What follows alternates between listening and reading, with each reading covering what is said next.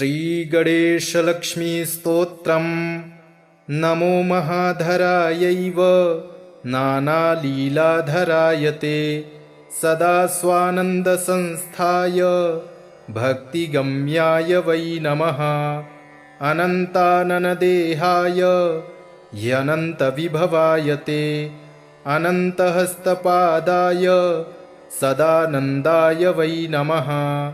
चराचरमयायैव चराचरविवर्जित योगशान्तिप्रदात्रे ते सदा योगिस्वरूपिणे अनादये गणेशाय आदिमध्यान्तस्वरूपिणे आदिमध्यान्तहीनाय विघ्नेशाय नमो नमः।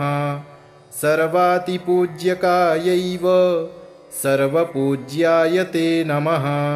सर्वेषां कारणायैव ज्येष्ठराजाय ते नमः। विनायकाय सर्वेषां नायकाय विशेषतः ढुण्ढिराजाय हेरम्ब भक्तेशाय नमो नमः। सृष्टिकर्त्रे सृष्टिहर्त्रे पालकाय नमो नमः। त्रिभिर्हीनाय देवेश गुणेशाय नमो नमः। कर्मणां फलदात्रे च कर्मणां चालकाय ते कर्माकर्मादिहीनाय लम्बोदर नमोऽस्तु ते।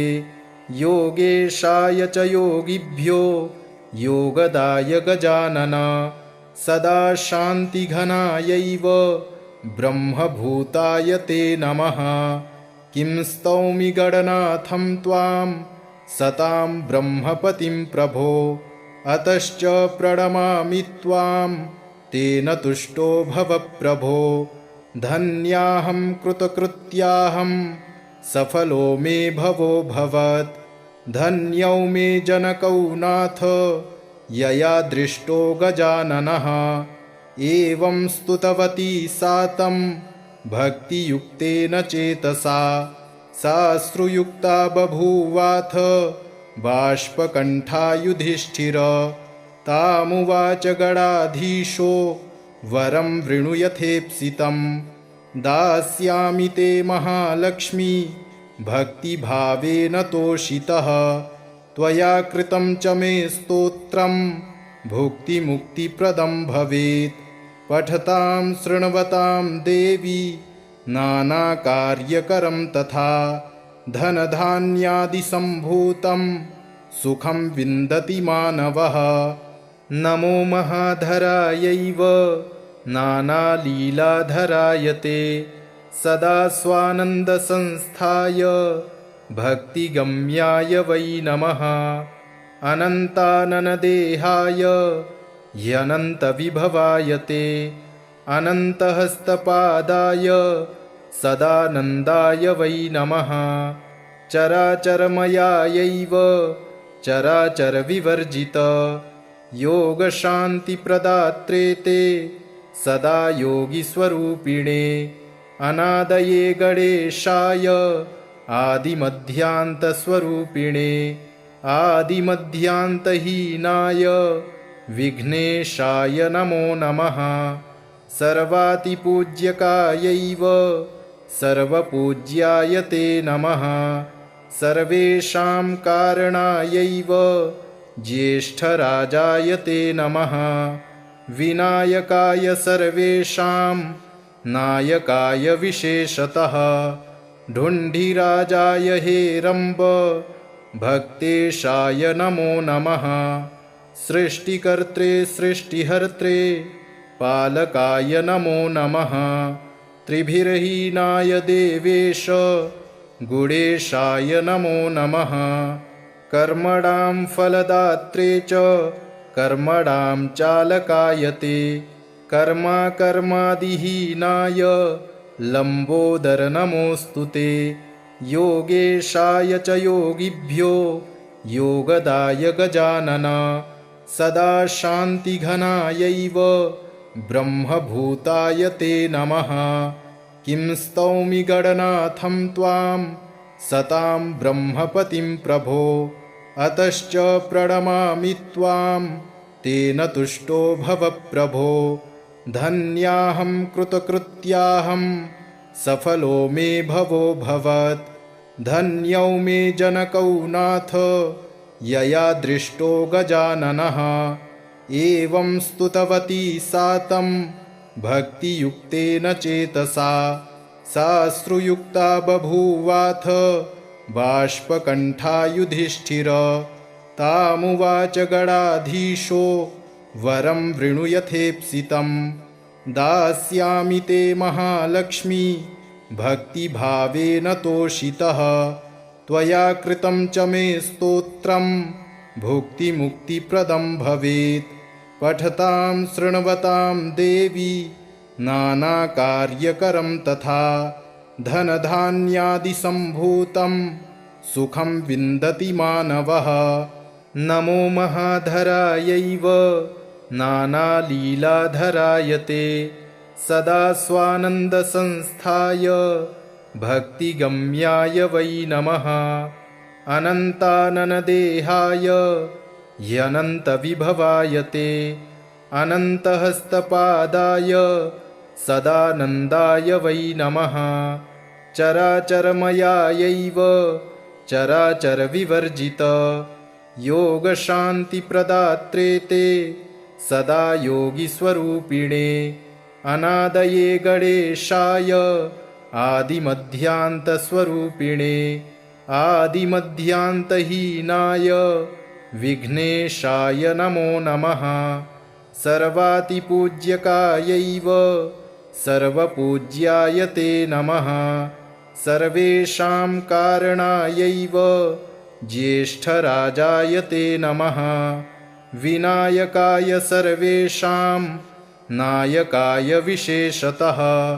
ढुण्ढिराजाय हेरम्ब भक्तेशाय नमो नमः। सृष्टिकर्त्रे सृष्टिहर्त्रे पालकाय नमो नमः। त्रिभिर्हीनाय देवेश गुणेशाय नमो नमः। कर्मणां फलदात्रे च कर्मणां चालकाय ते। कर्माकर्मादिहीनाय लम्बोदर नमोऽस्तु ते। योगेशाय च योगिभ्यो योगदाय गजानन। सदा शान्तिघनायैव ब्रह्मभूताय ते नमः। किं स्तौमि गणनाथं त्वां सतां ब्रह्मपतिं प्रभो। अतश्च प्रणमामि त्वां तेन तुष्टो भव प्रभो। धन्याहं कृतकृत्याहं सफलो मे भवो भवत्। धन्यौ मे जनकौ नाथ यया दृष्टो गजाननः। एवं स्तुतवती सा तं भक्तियुक्तेन चेतसा। साश्रुयुक्ता बभूवाथ बाष्पकण्ठा युधिष्ठिर। तामुवाच गणाधीशो वरं वृणु यथेप्सितं। दास्यामि ते महालक्ष्मी भक्तिभावेन तोषितः।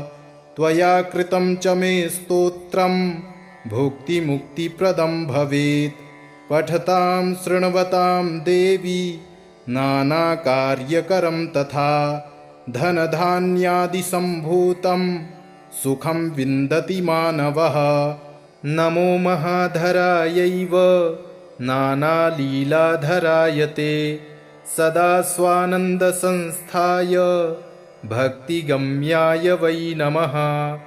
अनन्ताननदेहाय ह्यनन्तविभवाय ते। अनन्तहस्तपादाय सदानन्दाय वै नमः। चराचरमयायैव चराचरविवर्जित योगशान्तिप्रदात्रे ते सदा योगिस्वरूपिणे। अनादये गणेशाय आदिमध्यान्तस्वरूपिणे। आदिमध्यान्तहीनाय विघ्नेशाय नमो नमः। सर्वातिपूज्यकायैव सर्वपूज्याय ते नमः।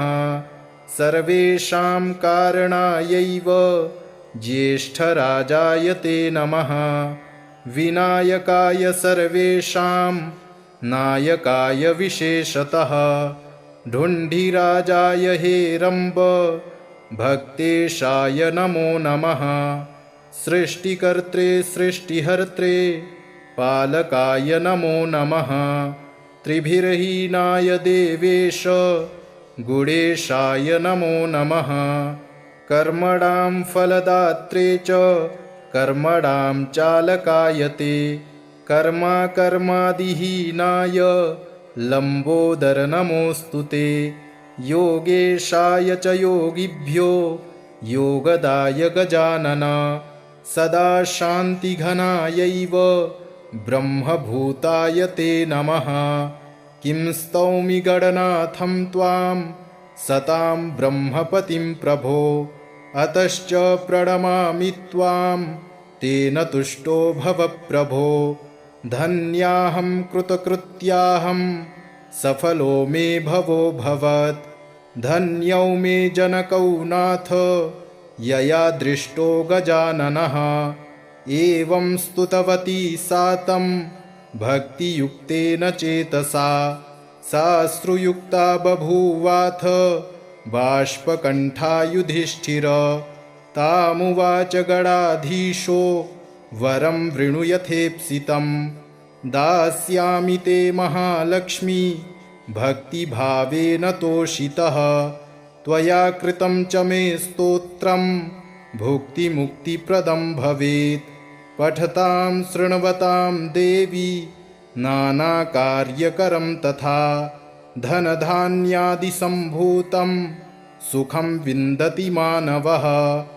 नमो महाधरायैव नानालीलाधराय ते सदा स्वानन्दसंस्थाय भक्तिगम्याय वै नमः। अनन्ताननदेहाय ह्यनन्तविभवाय ते अनन्तहस्तपादाय सदानन्दाय वै नमः। चराचरमयायैव चराचरविवर्जित योगशान्तिप्रदात्रे ते सदा योगिस्वरूपिणे। अनादये गणेशाय आदिमध्यान्तस्वरूपिणे आदिमध्यान्तहीनाय विघ्नेशाय नमो नमः। सर्वातिपूज्यकायैव सर्वपूज्याय ते नमः। सर्वेषां कारणायैव ज्येष्ठराजाय ते नमः। विनायकाय सर्वेषां नायकाय विशेषतः ढुण्ढिराजाय हेरम्ब भक्तेशाय नमो नमः। सृष्टिकर्त्रे सृष्टिहर्त्रे पालकाय नमो नमः।